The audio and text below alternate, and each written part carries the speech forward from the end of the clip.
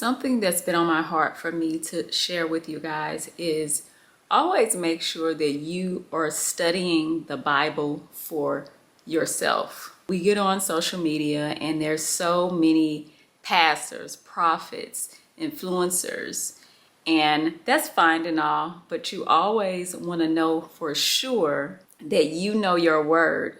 The word will bring discernment in you so that you know who is speaking the truth versus who is false. 2 Timothy 2:15 says, "Study to show thyself approved unto God, a workman that needeth not to be ashamed, rightly dividing the word of truth." You want to make sure that that person is in alignment with the word.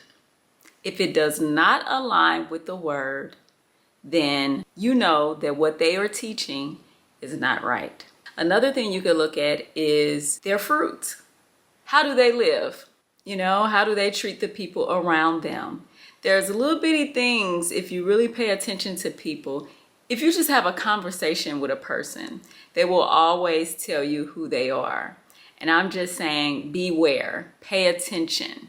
Because sometimes it's right in front of our face and we ignore it because we love the person. Never fall that much in love with a pastor, a Christian influencer, whoever, to the point to where you cannot see when they have fallen out of alignment with the Lord. The only person we should be in love with and idolizing is Christ.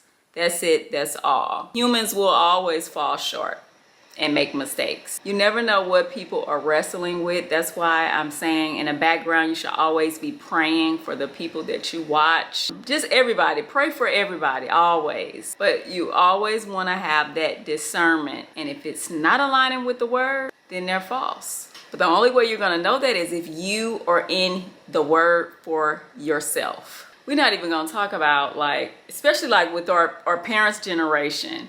They say so much, and I think they say it because their parents said it, and I don't think sometimes that they take the time to look into what they've been saying for all these years, or just go back and do a restudy of the Bible to make sure that the teaching that you received was being taught within the same context.